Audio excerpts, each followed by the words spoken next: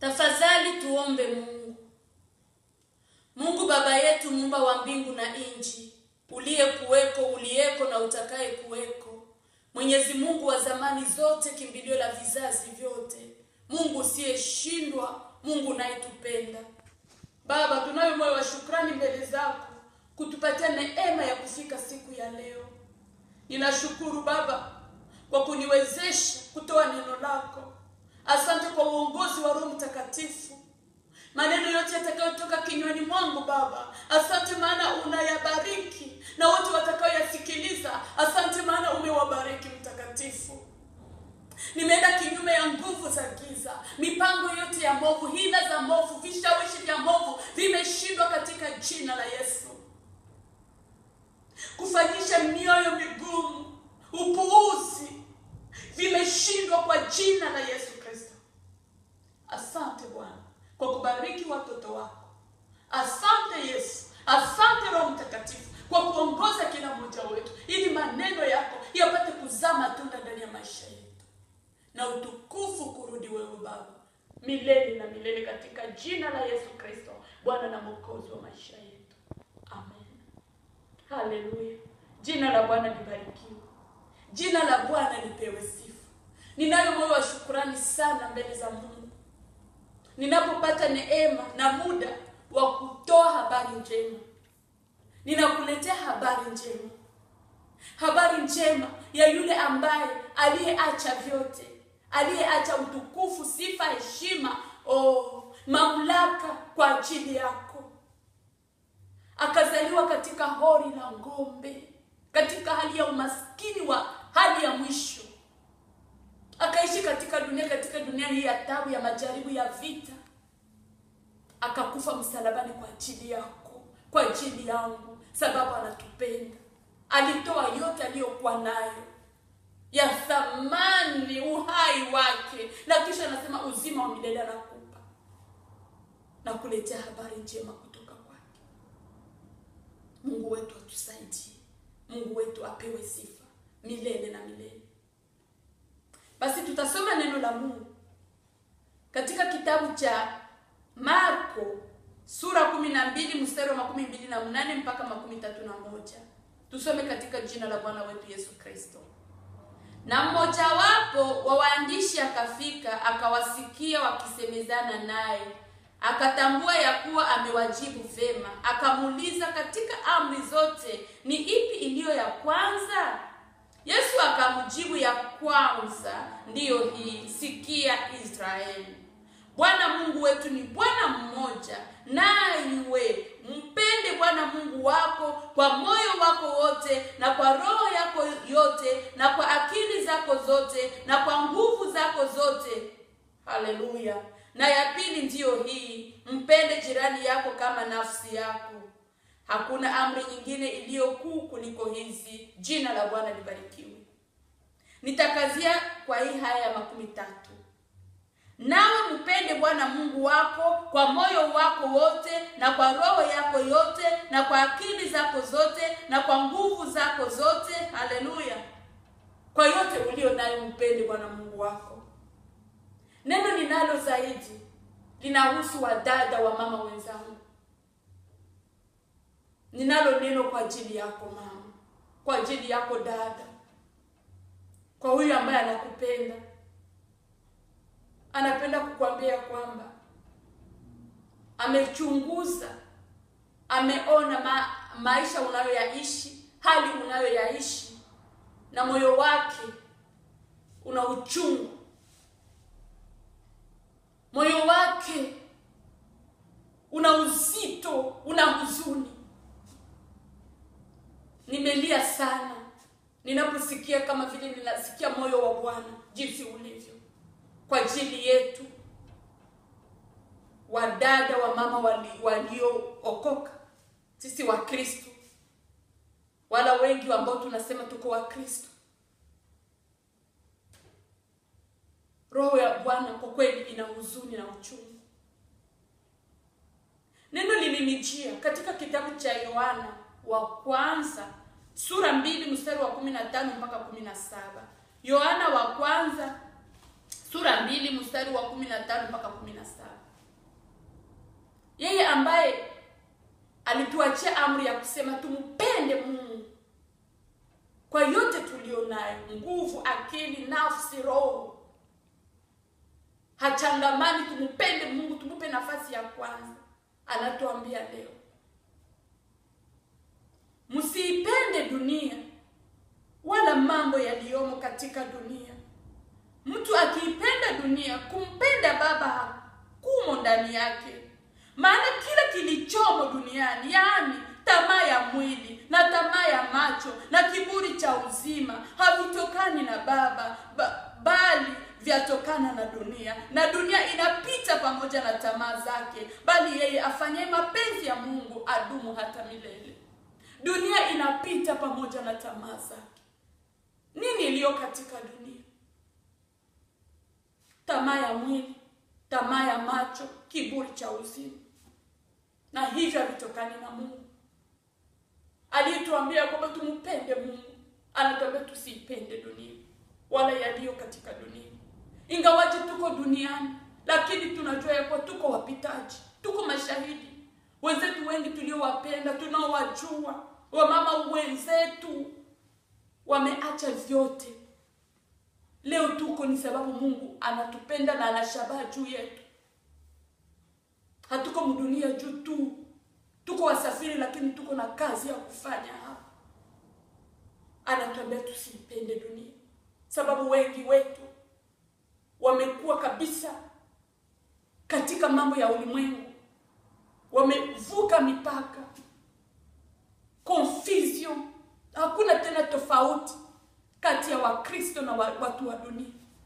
Na hayo yanamhuzunikisha Mungu. Bwana Yesu alikuja ili tuwe na uhuru, lakini ule uhuru tumeutumikisha vibaya. Wamoja kati yetu, jameni, sababu ninasema wamoja sababu ninajua watakatifu wako, lakini ni wachache. Wakristo, watoto wa Mungu, tumechangamana. Wewe mwenyewe uko shahidi wa maisha yako.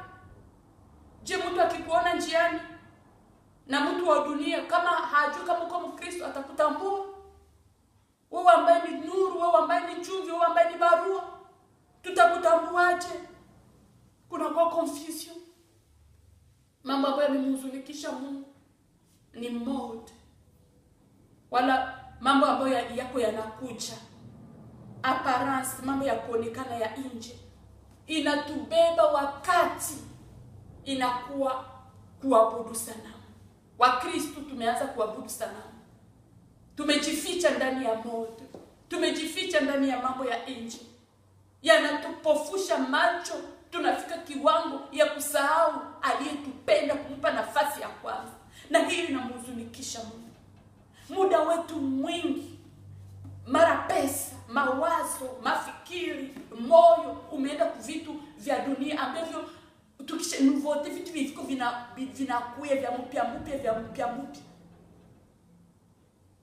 vya mbio vya haraka vinatubeba zaidi, vinatuvuta, vinatugandamiza, vinatuikalia. Tunasahau amri ambayo Bwana ametuachia. Mungu atusaidie sana. Mungu atuwezeshe sana. Haya maneno ni mazito, sababu mara ni vita kati ya makanisa, kati ya watu, kati ya wamama. Ni vita kusema juu ya hii. Wengi wanapuuzi maneno haya. Wengi wanayadharau. Wengi masikio yao wanaposikia maneno haya, masikio yao yanafungwa, wala wenyewe hawapendi kusikia, wanayafunga wenyewe. Lakini katika jina la Yesu, naomba roho yako ifunguliwe. Mimi sina faida ya kuja kukuambia mambo, ya kukuja kukudanganya ndugu yangu. Ni sababu Yesu anakupenda. Mimi niko tu shahidi wake. Sababu nimepitia vitu vingi sana na Bwana amenifungua, ameniweka huru. Nilikuwa na vikaya machoni, Bwana akaviondoa. Nilikuwa mtumwa, Bwana akaniweka huru, akakata zile kamba. Ndio maana niko na mshuhudia, jameni. Alisema atakapokuja juu yenu huyo Roho Mtakatifu, mtakuwa mashahidi wangu. Ni kama vile mwanamke Msamaria. Mwanamke Msamaria alikuwa mtumwa wa dhambi.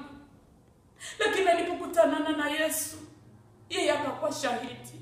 Yeye ndio akaenda kushuhudia, mkuje muone yeye ambaye ameniambia maneno yote.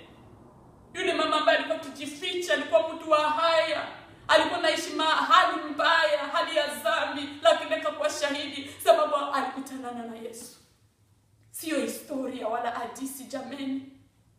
Bwana Yesu nimemuona, na ndio maana ninakuja kumshuhudia na kukuhimiza dada yangu katika safari ya kwenda mbinguni. Si wote tukutanane huko. Tuhimizane katika safari. Bwana Yesu yuko mlangoni. Bwana Yesu anakaribia. Sio tena muda wa kupoteza kuvitu visivyofaa, vitu vya dunia. Mungu atusaidie sana. Maneno haya yamechochea zaidi moyoni mwangu wakati mambo nimeyaona imepitisha kipimo, imepitisha kiasi. Kuko exaggeration kwa Wakristo wa mama wa dada. Ninajua hii kipindi itakuwa fupi kidogo, tunaenda hatua kwa hatua. Siku zilizopita, siku fulani zilizopita, dada mwimbaji alikuja kwa kanisa. Anavala jipe inafikia hapa, mimi miguu yote iko nje. Anakuja kuimba ndani, anakuja kuimba. Nikamwona, nikasikia roho inashituka, nikasema nikakimbia kwenye iko, nikamshusha ile jipe, nikasema utaimba hivi, nikaishusha, ikafika pale. Lakini bila haya, bila woga, akasimama mbele ya watu, akaenda kuimba. Wamoja walikuwa wakiangalia chini. Bwana akaniambia, unaona watoto wangu, unaona watu watafuata mahubiri namna gani ndani ya kanisa kwa hali hiyo. Tena jana nikaona, siku zilizopita tena nikaona dada mmoja wa Kiafrika, zaidi wa mama wa dada wa Kiafrika. Wa dada wa Kiafrika. No. Hapana. Tunazidi. Anakuja nguo yote, anavala pantaloni inapasuka hapa, inapasuka hapa. Na napenda ujasiri kwa tembea. Bwana kanambia, angalia watoto wangu, angalieni vitu ambavyo vinakuja hatujuko vinatoka. Kama vimetengenezwa, kama ni kuzimu, kama ni nguvu za giza, ndio siku zinaleta vitu mdunia, na sisi tuko tunaiga. Kitu fulani inatoka, tunakimbia. Kitu fulani inatoka, tunakimbia. Bwana anasema tusipende dunia wala mambo yaliyomo. Tamaa ya macho, hiyo ndio inatesa wa mama, inatesa wa dada. Sio kusema hauombe, sio kusema hauimbe, hapana. Lakini una tamaa. Na hiyo inamhuzunikisha Mungu sababu inakuwa kuabudu sanamu. Na wanaoabudu sanamu sehemu yao ni katika tanuru la moto. Mungu atusaidie sana. Katika kitabu cha Kutoka sura 12 mstari wa 3, ukisoma wa kwanza mpaka wa 3. Bwana anasema, mimi ni Bwana Mungu wako nilikutoa katika nchi ya Misri. Usiwe na miungu mingine ila mimi. Jamani, hii ni mambo ambayo yuko haionekani zaidi, haisemi kama unapiga magoti kwa naabudu miungu. Lakini inakulemea, inakuikalia. Na ndio maana hata upendi kusikia waseme juu ya kuvaa, juu ya kujipamba, sababu inakulemea na kugandamiza, sababu uko mtumwa. Mungu atusaidie sana.